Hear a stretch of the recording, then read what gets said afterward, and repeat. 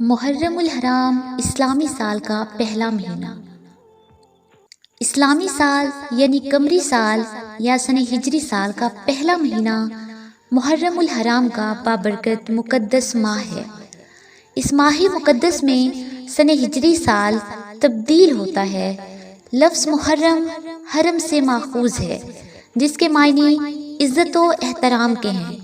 محرم کو حرم اس لیے بھی کہا جاتا ہے کہ اہل عرب اس مہینے میں اپنی تلواریں میانوں میں ڈال دیتے تھے اور لوٹ مار قتل و غارت سے رک جاتے تھے، یہاں تک کہ لوگ اپنے باپ یا بھائی کے قاتل سے ملتے تھے تو اس سے کچھ نہ پوچھتے تھے اور نہ کسی سے لڑائی جھگڑا کرتے تھے۔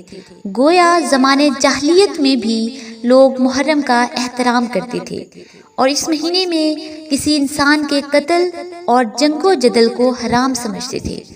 اللہ تعالیٰ کے محبوب نبی کریم صلی اللہ علیہ وآلہ وسلم کی آمد کے بعد اسلام میں اس ماہ مبارک کی حرمت و عظمت اور زیادہ ہو گئی۔ قرآن مجید میں ارشاد ربانی ہے، ترجمہ: بے شک اللہ کی کتاب میں اللہ کے نزدیک گنتی کے مطابق اس وقت 12 مہینے ہیں، جب سے اس نے آسمان و زمین بنائے ہیں۔ ان مہینوں میں سے 4 حرمت والے ہیں۔ یہ سیدھا دین ہے، تو ان مہینوں میں اپنی جانوں پر ظلم مت کرو۔ اور حرمت و اکرام والے 4 ماہ ہیں، جن میں محرم، رجب المرجب، ذی القعدہ اور ذی الحجہ شامل ہیں۔ ایک بار کسی نے آقائے کریم صلی اللہ علیہ وآلہ وسلم سے عرض کی کہ یا رسول اللہ صلی اللہ علیہ وآلہ وسلم، فرض نمازوں کے بعد کون سی نماز افضل ہے، اور رمضان کے روزوں کے بعد کس مہینے کے روزے افضل ہیں؟ سرکار دو عالم صلی اللہ علیہ وآلہ وسلم نے ارشاد فرمایا کہ فرض نماز کے بعد سب سے افضل نماز نماز تہجد ہے، اور رمضان کے فرض روزوں کے بعد سب سے افضل روزے محرم الحرام کے ہیں۔ مولائے کائنات سے سیدنا حضرت علی شیر خدا رضی اللہ تعالیٰ عنہ سے کسی نے پوچھا کہ ہمیں رمضان المبارک کے بعد کس ماہ میں روزے رکھنے چاہیے، تو آپ نے فرمایا کہ میں نے صرف ایک آدمی کو حضور پاک صلی اللہ علیہ وآلہ وسلم سے یہ سوال کرتے ہوئے سنا تھا۔ اس وقت میں آپ صلی اللہ علیہ وآلہ وسلم کی خدمت اقدس میں حاضر تھا۔ نبی کریم صلی اللہ علیہ وآلہ وسلم نے ارشاد فرمایا کہ اگر تو رمضان کے بعد روزے رکھنا چاہے تو محرم کا روزہ رکھ، کیونکہ یہ اللہ کا مہینہ ہے۔ اس میں ایک دن ایسا ہے جس میں اللہ نے کچھ لوگوں کی توبہ قبول فرمائی اور کچھ لوگوں کی توبہ قبول فرمائے گا۔ ایک اور جگہ نبی کریم صلی اللہ علیہ وآلہ وسلم نے ارشاد فرمایا کہ جو شخص محرم الحرام میں روزے رکھتا ہے تو اسے ہر روز کے بدلے میں 30 روزوں کا ثواب ملتا ہے۔ رسول پاک صلی اللہ علیہ وآلہ وسلم کا ارشاد ہے کہ جو شخص محرم الحرام میں پہلے 10 دن تک مسلسل روزے رکھے گا، گویا اس نے 10,000 سال تک اس طرح عبادت کی کہ رات میں قیام کیا اور دن میں روزہ رکھا۔ رسول کریم صلی اللہ علیہ وآلہ وسلم نے پھر ارشاد فرمایا کہ جس نے ذی الحجہ کے آخری دن اور محرم کے پہلے دن روزہ رکھا تو گویا اس نے گزشتہ سال کو روزوں میں ختم کیا، یعنی سال بھر روزہ رکھا، اور آئندہ سال کو بھی روزے سے شروع فرمایا۔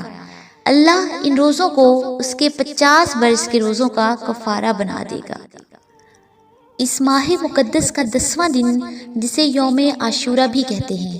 عاشورہ سریانی زبان کا لفظ ہے جس کے معنی جامع برکات کے ہیں، اور یہ یوم عاشورہ ہر سال مسلمانوں کے لیے جامع برکات بن کر آتا ہے، اس لیے اہل عرب نے اس دن کو عاشورہ کے نام سے موسوم کیا۔ علماء کا کہنا ہے کہ اللہ نے اسی دن عرش، کرسی، لوح و قلم، جنت، حضرت آدم علیہ السلام، اماں حوا، زمین و آسمان اور ارواح کو پیدا فرمایا۔ اسی دن حضرت ابراہیم علیہ السلام کی ولادت ہوئی۔ اسی دن ان کو آگ میں پھینکا گیا اور اسی دن آگ گلزار بنی۔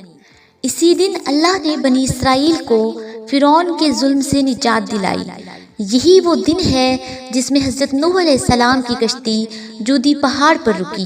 اسی دن حضرت سلیمان علیہ السلام کو اللہ نے ملک عظیم عطا فرمایا۔ اسی دن حضرت یونس علیہ السلام مچھلی کے پیٹ سے باہر آئے اور ان کی توبہ قبول ہوئی۔ اسی دن حضرت یعقوب علیہ السلام کی بینائی لوٹائی گئی۔ اسی دن حضرت یوسف علیہ السلام گہرے کنویں سے نکالے گئے۔ اسی دن حضرت ایوب علیہ السلام کو بیماری سے شفا ملی۔ اسی دن زمین پر آسمان سے پہلی بارش عاشورہ کے دن ہوئی، اور اسی دن نواسہ رسول جگر گوشہ بطول سیدنا حضرت امام حسین اور ان کے گھرانے کی کربلا کے تپتے ہوئے صحرا میں شہادت ہوئی۔ خاندان رسول صلی اللہ علیہ وآلہ وسلم نے اپنی مقدس جانوں کا نذرانہ دے کر سجدہ اور دین اسلام کو بچایا۔ محبوب خدا کے پیارے اہل بیت اطہار نے ہر ظلم برداشت کیے، تیر کھائے، مگر ہر قدم پر صبر و استقامت کی عظیم اور جلیل القدر مثال نظر آئی۔ دراصل حضرت امام حسین علیہ السلام اور آپ کا گھرانہ رہتی دنیا تک حق و شجاعت کی زندہ مثال ہیں۔ محرم کی 1 تاریخ کو امیر المومنین امام عادل خلیفہ راشدین مراد رسول سیدنا حضرت عمر فاروق اعظم کی شہادت ہے۔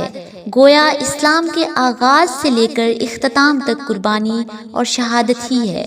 اس لیے بھی اسی دن کو عاشورہ کہتے ہیں، جبکہ بعض علماء کرام کا کہنا ہے کہ اللہ نے دنوں کے اعتبار سے جو بزرگیاں امت مسلمہ کو عطا فرمائی، ان میں یہ 10ویں محرم کا دن بزرگی والا دن ہے۔ لیکن اکثر علماء کا یہ قول ہے چونکہ یہ دن 10 محرم کا ہے، اس لیے عاشورہ کہلاتا ہے۔ سیدہ ام المومنین حضرت عائشہ صدیقہ رضی اللہ تعالیٰ عنہ فرماتی ہیں کہ زمانہ جاہلیت میں قریش عاشورہ کے دن یعنی 10 محرم کا روزہ رکھتے تھے، اور رسول کریم صلی اللہ علیہ وآلہ وسلم بھی اس دن کا روزہ رکھتے تھے۔ جب آپ صلی اللہ علیہ وآلہ وسلم نے مدینہ منورہ ہجرت فرمائی تو خود بھی اس دن کا روزہ رکھا اور لوگوں کو بھی حکم عطا فرمایا۔ لیکن جب ماہ رمضان کے روزے فرض ہوئے تو آپ صلی اللہ علیہ وآلہ وسلم نے فرمایا کہ جو چاہے عاشورہ کا روزہ رکھے اور جو چاہے نہ رکھے۔ اس دن کے روزے کی بہت بڑی فضیلت ہے۔ رسول کریم صلی اللہ علیہ وآلہ وسلم نے فرمایا کہ اگر مومن زمین بھر سونا خرچ کرے تو بھی عاشورہ کی فضیلت کو نہیں پا سکتا۔ اس دن مومنوں کے لیے جنت کے 8 دروازے کھول دیے جاتے ہیں۔